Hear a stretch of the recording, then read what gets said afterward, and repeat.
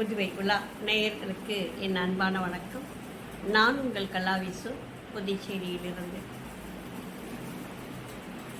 60 வயதை கடந்தவர்கள் நம்ம எப்படி வாழ போகிறோம், என்ன செய்ய போகிறோம், அதுவும் கணவனையோ அல்லது மனைவியையோ இழந்துட்டு தனியாக வாழக்கூடிய ஒரு நிலையில் இருக்கின்ற பெண்களும் சரி ஆண்களும் சரி. பெண்களாவது கொஞ்சம் தப்பிச்சுக்குவாங்க, ஏன்னா அவங்களுக்கு சமைக்க தெரியும், ஏதோ ஒன்று சமைச்சிக்குவாங்க, சாப்பிட்டுக்குவாங்க, அவங்களோட லைஃப் ஒரு மாதிரி போயிடும். ஆனால் மனைவியை இழந்த கணவன், அவருடைய வாழ்க்கை நிச்சயமாக ஒரு கேள்விக்குறி தான். அவருக்கு ஒரு காப்பி கூட போட்டுக்க தெரியாது. அப்பேற்பட்ட ஒரு மனிதன் தனியாக வாழணும் அப்படின்னு சொன்னால் அது கொடுமையிலும் கொடுமையாக இருக்கும். நேரத்துக்கு சாப்பிட முடியாது, என்ன செய்யாது, காசு இருந்துட்டால் பரவாயில்ல, போய் ஹோட்டலில் போயிட்டு ஏதாவது சாப்பிட்டுட்டு வந்துடலாம். அதுவும் ஒரு கேள்விக்குறியாக இருக்கின்ற ஒரு நிலைமையில் இருக்கிறவங்களுடைய வாழ்க்கை இருக்க பாருங்கள், அது நரகத்திலும் நரகம். அப்படி ஒரு வாழ்க்கை அவர்களுடையதாக இருக்கும். பெரும்பாலும் பெண் குழந்தைகள் இருந்துட்டாக்கா அவங்க அப்பாவை பார்ப்பாங்க. அது கொஞ்சம் அவங்களுடைய கணவர், அதாவது மருமகன், அதுக்கு ஒத்துழைக்கணும். இப்படி பல சிக்கல்கள் இருக்கும்.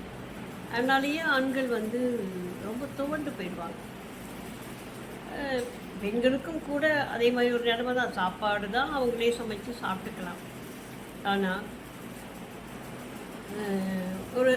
ஒரு தனிமை அப்படிங்கிறது எல்லாருமே அதை பேசக்கூடிய ஒரு விஷயம்தான். தனிமை அப்படிங்கிறது மிக மிக மிக கொடுமையான ஒரு விஷயம்.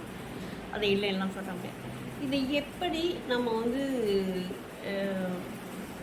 நமக்கான ஒரு விஷயமாக அதை மாற்றிக்கொள்ள முடியுமா அப்படின்னு கேட்டால் நிச்சயமாக முடியும் அப்படின்னு தான் நம்ம சொல்லணும். ஏன்னா பெண்களுக்கும் சரி ஆண்களுக்கும் சரி அவங்களுக்குள்ளே ஏதோ ஒரு திறமை ஒழிஞ்சிக்கிட்டு இருக்கும். இத்தனை காலம் ஓடி ஓடி உழைக்கணும், பசங்களுக்கு கல்யாணம் பண்ணணும், பசங்களோட வாழ்க்கையை பார்க்கணும், பேரன் பேத்திகளை பார்க்கணும், இப்படி ஏதோ ஒன்றுத்தில் நம்ம ஓடிக்கிட்டு இருக்கோம்.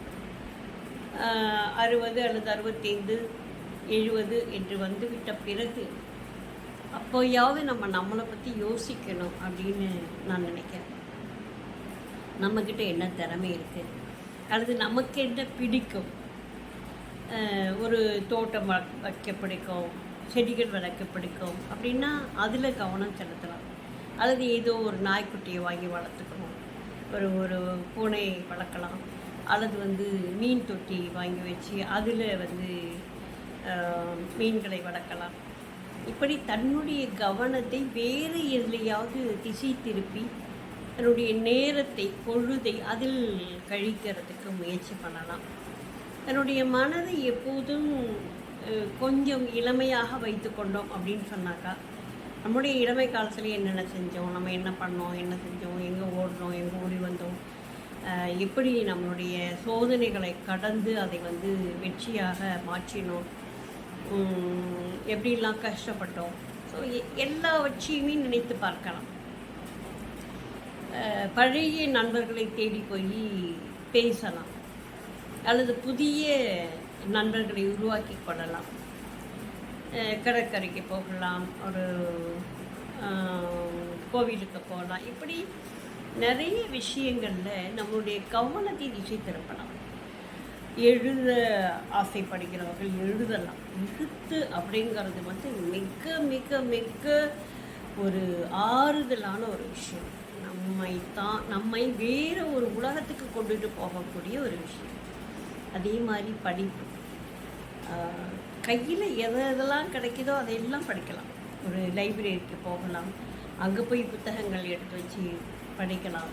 ஸோ வெறும் பத்திரிக்கை அப்படிங்கிறது இல்லாமல் அதை தாண்டி இலக்கிய சிறுகதைகள் அல்லது நாவல் இதையெல்லாம் படிக்கலாம், அல்லது வெற்றி அடைந்தவர்களுடைய புத்தகங்களை படிக்கலாம்.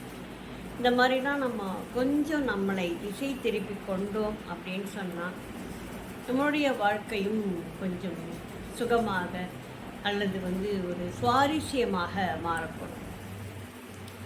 எல்லாத்துலேயுமே ஒவ்வொரு பருவமும் அதை நம்ம கடந்து தான் போகணும். நம்ம அதை தாவி குதிக்க முடியாது. அந்தாண்ட அதனுடைய பாதையை நாம் கடந்து தான் போய் ஆக வேண்டும். அப்படிங்கிற ஒரு இயற்கை நமக்கு கொடுத்த ஒரு வரம் அல்லது கொடை, எது வேணால் நம்ம சொல்லலாம். அப்படிப்பட்ட ஒரு இயற்கையின் கொடையாக இருக்கின்ற ஒரு முதுமை பருவம் அப்படிங்கிறது எப்போதும் கவலைப்பட்டு கொண்டிருக்கின்ற, எப்போதும் தன்னை பற்றி தன்னை வருத்தி கொள்ளுகின்ற ஒரு இடமாக இருந்துவிடக்கூடாது. ஏன்னா எவ்வளோ காலம் வாழப்போகிறோம் அப்படிங்கிறது நமக்கும் தெரியாது, யாருக்குமே தெரியாது. அப்படிப்பட்ட ஒரு இடத்துல இருக்கிற வரைக்கும் சந்தோஷமாக, நம்மை சுற்றி உள்ளவர்களை சந்தோஷமாக மகிழ்ச்சியாக வைத்துக்கொள்வதற்கான ஒரு காலம் அப்படின்னு கூட இதை நம்ம மாற்றிக்கிட்டு சந்தோஷமாக எல்லாக்கிட்டையும் பேசிக்கிட்டு சுரிச்சுக்கிட்டு எல்லா இடங்களுக்கும் போய்கிட்டு, ஸோ அந்த மாதிரி நம்மளுடைய வாழ்க்கையை திசை திருப்பி கொண்டோம்னா 60 வயதை கடந்தவர்களும் கூட மகிழ்ச்சியாக இருக்கலாம். 60 வயதெல்லாம் ஒரு கேள்விக்குறியான ஒரு விஷயமே இல்லை. அதை ஆச்சரியக்குறியாக மாற்றக்கூடிய ஒரு தன்மை நம்மக்கிட்ட தான் இருக்குது. நிச்சயமாக அதை நம்மளால் மாற்ற முடியும். எல்லாருடைய வாழ்க்கையும் ஒவ்வொரு பருவங்களை கடந்து, பல பருவங்களை கடந்து தான் நம்ம முதிய பருவத்துக்கு வரோம். அத்தனை பருவத்திலும் நாம் செய்த அவ்வளவு நல்ல விஷயங்களும் நம்மை இந்த பருவத்தில் மிக அழகாக கடத்தி செல்வதற்கு உதவியாக இருக்கும். வாழ்த்துக்கள். நன்றி. வணக்கம்.